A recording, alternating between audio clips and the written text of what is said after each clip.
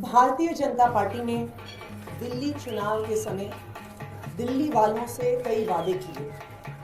उन्होंने ये पर्चा मोदी जी की गारंटी के नाम से बांटा। इसमें पहला वादा है कि दिल्ली की हर महिला को 2500 रुपए प्रति माह की आर्थिक सहायता दी जाएगी। भारतीय जनता पार्टी ने ये बार बार कहा कि जैसे ही सरकार बनेगी, पहली कैबिनेट की बैठक में दिल्ली की हर महिला को 2500 रुपए की आर्थिक सहायता का निर्णय होगा और 8 मार्च तक दिल्ली की हर महिला के खाते में 2500 रुपए की पहली किस्त आ जाएगी।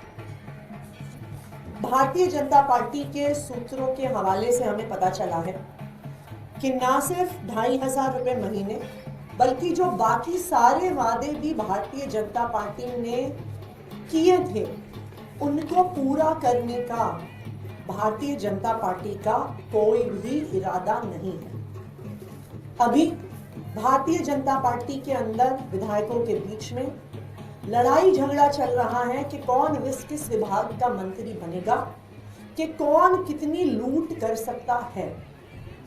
और उन्होंने ये प्लान बनाया है कि अपने वादे ना पूरे करने का ठीकरा वो आम आदमी पार्टी पर फोड़ेंगे और कहेंगे कि जी हम वादे इसलिए नहीं पूरे कर पाए क्योंकि दिल्ली सरकार के पास पैसा नहीं है, क्योंकि आम आदमी पार्टी ने दिल्ली सरकार को एक वित्तीय संकट में डाल दिया और ये बहाना करके अपनी लूट को छुपाने की कोशिश करेंगे, अपने वादे ना पूरे करने, अपने वादे तोड़ने को के बहाने बनाएंगे।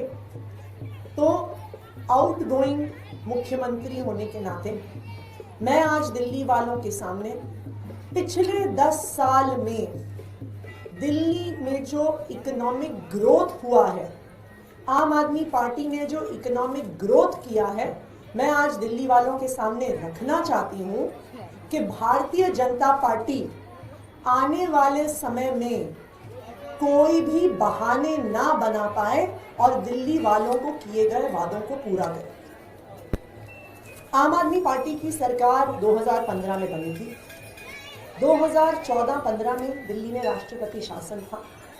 उस दौरान अरुण जेटली जी जो केंद्र में वित्त मंत्री थे, उन्होंने बजट पेश किया था दिल्ली का। तब दिल्ली का कुल बजट 2014-15 में 31,000 करोड़ 31,000 करोड़ का था। दिल्ली के बजट में समझने वाली बात यह है कि दिल्ली को केंद्र सरकार से कोई पैसा नहीं मिलता।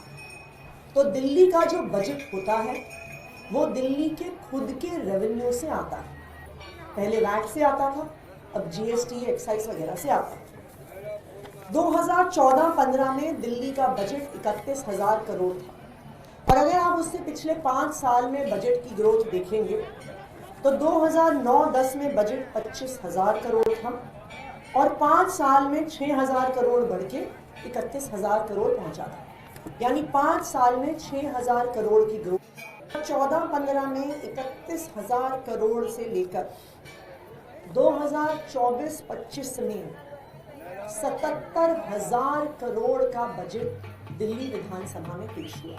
77,000 करोड़, यानी 10 साल में 46,000 करोड़ 46,000 करोड़ की बजट में बढ़ोतरी आम आदमी पार्टी ने, अरविंद केजरीवाल जी ने दिल्ली में करी।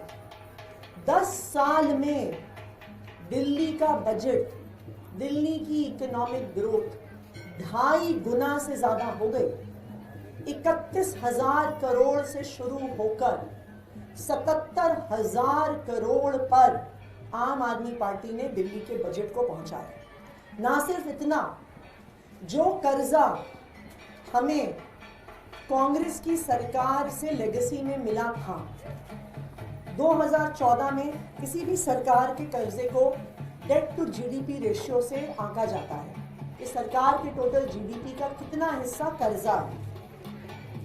2014 में ये 6.6% था, 2023 तक ये 3.9% आ गया और 2024 में जब हम ये सरकार छोड़ के जा रहे हैं तो मात्र 3% पर दिल्ली का डेट टू जीडीपी रेशियो है।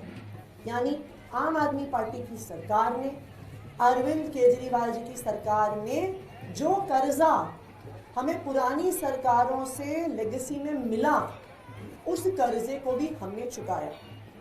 जबकि मैं आपको बताऊं, भारतीय जनता पार्टी शासित उत्तर प्रदेश, जहां पे कई सालों से भारतीय जनता पार्टी की सरकार है, डेट टू जीडीपी रेशियो 32.5% है। मध्य प्रदेश में 33% है।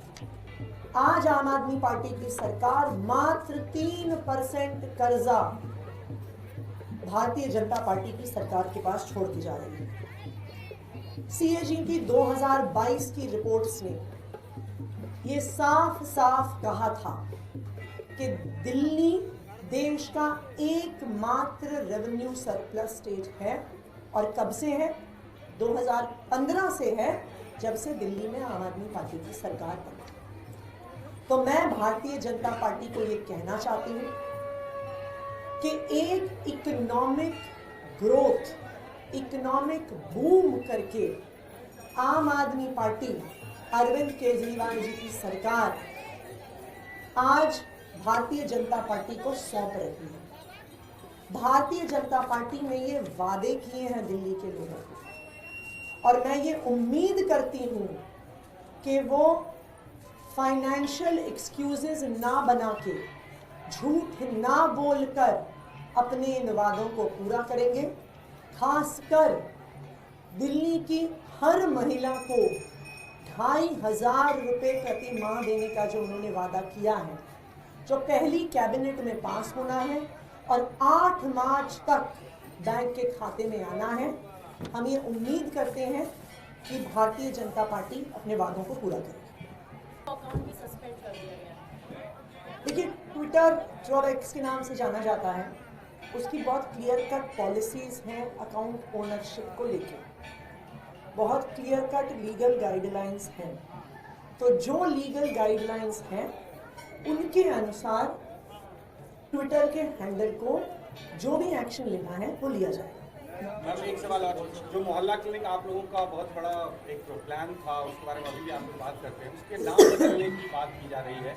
खबर यह है कि केंद्रीय स्वास्थ्य मंत्रालय के द्वारा उसको आरोग्य मंदिर नाम दिया जाएगा और इंफ्रास्ट्रक्चर इन सभी में बदलाव करने की कोशिश। देखिए, हम तो बीजेपी वालों से कहेंगे नाम बदलने के बजाय कुछ काम करें। दिल्ली वालों ने उनको जनादेश दिया है, खबरें तो उनके अंदर से यही आ रही हैं जो मैंने आपको बताया कि उनका काम करने का इरादा नहीं है और लूटने का इरादा है, और उस लूट का ठीकरा आम आदमी पार्टी पे फोड़ने का इरादा है।